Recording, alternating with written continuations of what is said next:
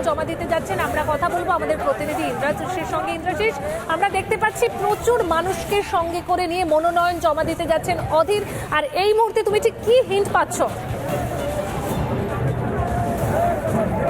একেবারেই দেখো, এই মুহূর্তে কিন্তু অধীর রঞ্জন চৌধুরী তিনি কিন্তু নমিনেশন জমা দিতে যাচ্ছেন। দিয়ে দিয়ে একটা হিন্ট, এই মুহূর্তে তুমি দেখতে পাচ্ছ যে বিরাট যে জোয়ার এক প্রকার বলা যেতে পারে, সেই রকম কর্মী সমর্থক, একদিকে যেরকম কংগ্রেসের কর্মী সমর্থকেরা রয়েছেন, অন্যদিকে বাম কর্মী সমর্থক, এই যে যৌথভাবে তারা কিন্তু এই মুহূর্তে নমিনেশন দেওয়ার পথে এই মুহূর্তে অধীর রঞ্জন চৌধুরী বহরমপুর টেক্সটাইল কলেজ মোড় থেকে এই মিছিল কিন্তু শুরু হয়েছে এবং এই মুহূর্তে সেই মিছিল কিন্তু এগিয়ে যাচ্ছে ভবনের দিকে মিছিল।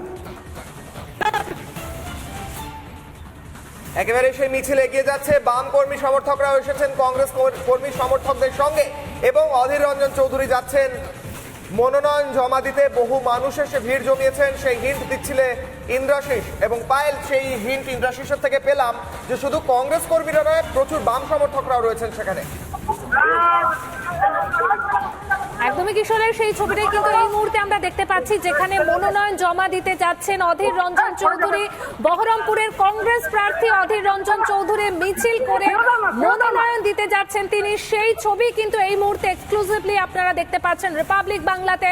আর আমাদের প্রতিনিধি ইন্দ্রাশিস সেই হিন্টই কিন্তু তুলে ধরলেন যে সেখানে শুধুমাত্র কংগ্রেস প্রার্থীরা নন, রয়েছেন বাম প্রার্থীরাও। এবং অবশ্যই যেই ছবি, যে গরমকে উপেক্ষা করে প্রত্যেকেই কিন্তু মনোনয়ন জমা দেওয়ার জন্য যে র্যালি, সেই র্যালিতে অংশগ্রহণ করেছেন এবং বলা যেতেই পারে যে তুমুল সমর্থনে এগিয়ে চলেছেন অধীর রঞ্জন চৌধুরী। সেই হিন্ট পাওয়াই যাচ্ছে যে প্রচুর সমর্থন রয়েছে অধীর রঞ্জন চৌধুরীর পক্ষে এবং সেখানে আমরা দেখেছি এর আগে অধীর রঞ্জন চৌধুরী নিজেও বামেদের মিছিলে হেঁটেছেন।